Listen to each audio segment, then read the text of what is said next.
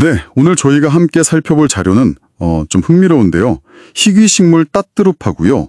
우리 몸속 신호 전달 물질인 산화질소를 결합해서 관절염에 접근하는 방식에 대한 겁니다. 네, 이게 강원대학교 연구팀이랑 천연수 박사님 연구 결과도 있고요.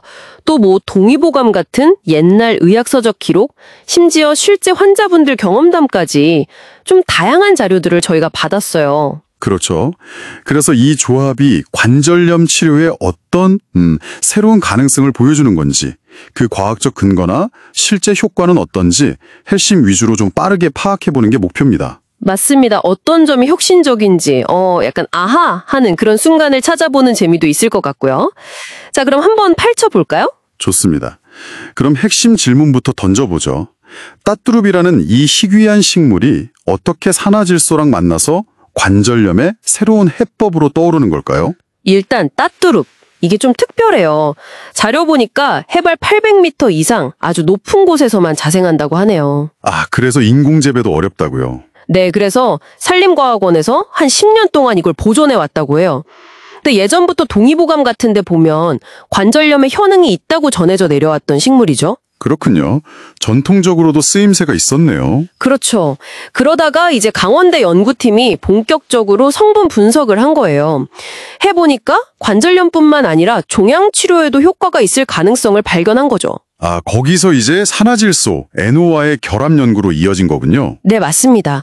산화질소 NO가 또 우리 몸에서 중요한 역할을 하잖아요. 그렇죠. 혈관 조절할 때 쓰는 그 신호물질. 그럼 이 둘이 만나면 어떤 원리로 작용한다고 설명이 되어 있나요? 그 핵심 아이디어는 이거예요. 산화질소 NO가 혈관을 확장시키는 역할을 하잖아요. 네, 혈류를 좋게 만들죠. 네, 그렇게 혈관을 넓혀서 혈류를 개선하면 따뚜룹에 들어있는 여러 가지 항염 성분들이 염증이 있는 관절 부위로 더 쉽게 그리고 더 효과적으로 갈 수 있다. 이런 가설입니다. 아, 그러니까 NO가 일종의 길잡이 역할을 해서 따뚜룹 성분들이 염증 부위까지 잘 도착하게 도와준다. 이런 거네요. 그렇죠. 뭐랄까 따뚜룹 성분들의 택배 효율을 높여준다고 비유할 수도 있겠네요. 재미있는 비유인데요. 그럼 실제로 이걸 뒷받침하는 연구 결과는 좀 있습니까? 네, 동물 실험 결과가 일단 눈에 띄어요. 쥐 실험인데요. 쥐 실험이요? 네, 35일 만에 부종이 줄어들고 그 연골 손상 수치도 50%나 감소했다는 보고가 있습니다. 50% 감소면 상당히 유의미한 결과인데요. 그렇죠. 그리고 이게 그냥 나온 얘기가 아니라 국제학술지에 관련 논문도 7편이나 발표하고 특허 등록까지 했다고 자료에 나와 있어요. 안전성이나 효능을 과학적으로 검증하려는 노력을 한 거죠. 따뚜룹 자체에도 여러 좋은 성분이 들어있다고 하던데요. 맞아요. 단순히 한 가지 성분만 있는 게 아니고요. 자료를 보면 면역 조절에 관여하는 시린진, 또 혈관 확장이나 항염 효과가 있는 스코파론. 아, 스코파론이요? 네. 그리고 프로토카테추산, 캠퍼롤, 퀘레세틴 같은 항산화, 항염 성분들, 또 세포 보호 기능이 있는 아데노신까지 정말 다양하게 들어있죠. 와, 정말 여러 성분이 복합적으로 작용하는 거군요. 그렇습니다. 뭐랄까 하나의 팀처럼 움직이는 거죠.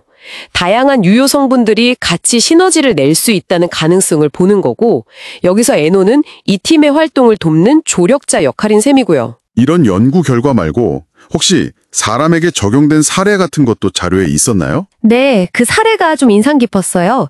60대 관절염 환자분이셨는데 줄기세포 시술까지 받으셨는데도 큰 효과를 못 보셨다고 해요. 아, 그런 경우도 있군요. 네, 그런데 이분이 따뚜룹 NO 복합물을 드시기 시작한 거죠. 그랬더니 5일 만에 소염제 먹는 양이 줄어들기 시작했고 5일 만에요? 네, 그리고 16일째에는 통증이 95%나 완화돼서 결국 소염제를 끊게 되셨다고 보고됐어요. 와, 95% 통증 완화면 정말 드라마틱한데요. 근데 특히 흥미로운 게 그 복용 초기에 통증 부위에 열감 같은 걸 느꼈다는 언급이 있던데요. 아, 맞아요. 그 부분. 이게 앞서 말한 산화질소 NO가 혈관을 확장시켜서 혈류를 증가시키는 작용과 관련이 있을 수 있다? 이런 설명이 붙어 있더라고요. 아하, 그 작용 기전하고 실제 환자가 느낀 경험 사이에 뭔가 연결고리가 보이는 듯한 부분이네요. 그렇죠. 주목할 만한 지점입니다. 물론 이게 딱 한 사례니까 더 많은 검증은 당연히 필요하겠지만요. 그리고 자료에서는 바이오 공정을 거쳐서 독성 문제를 해결했다고 주장해요. 그래서 장기간 복용해도 괜찮을 가능성을 확보했다. 이렇게 이야기하고 있습니다. 네. 정리를 좀 해보면 이 접근법은 단순히 통증만 잠깐 줄이는 게 아니라 산화질소를 통해서 혈관 건강 자체를 좀 개선하고 동시에 따뚜룹의 항염 성분들이 염증의 근본 원인에 더 효과적으로 작용하도록 유도한다. 이런 개념이군요. 맞습니다. 물론 이 모든 것은 저희가 받은 자료에 근거한 주장이고 저희는 그 내용을 전달해드리는 입장입니다. 그렇죠. 오늘 저희는 따뚜룹이라는 전통적인 소재와 산화질소라는 현대 생화학 지식이 만나서 관절염에 대한 새로운 가능성을 어떻게 모색하고 있는지 살펴봤습니다. 네, 어떻게 보면 자연에서 얻은 성분과 우리 몸이 원래 가지고 있는 메커니즘, 이 둘을 함께 활용하려는 시도라고 볼 수 있겠죠? 네, 혹시 만성적인 염증성 질환으로 고민하고 계시다면 당신께서도 오늘 저희가 살펴본 것처럼 자연유래 성분과 우리 몸의 생리 시스템, 예를 들면 NO 같은 것들을 함께 고려하는 이런 통합적인 접근 방식의 잠재력에 대해 한번 생각해 보시는 것도 좋지 않을까 싶습니다. 그리고 마지막으로 이런 질문을 한번 던져보고 싶어요. 이 따뚜룹처럼 사실 오랜 경험 속에 숨겨진 지혜가 담긴 전통 소재들이 아직 많잖아요. 그렇죠. 아직 과학적으로 다 밝혀지지 않은 것들이 많겠죠. 네, 바로 그런 전통 지식과 현대 과학 기술이 앞으로 또 어떤 방식으로 만나게 될까요?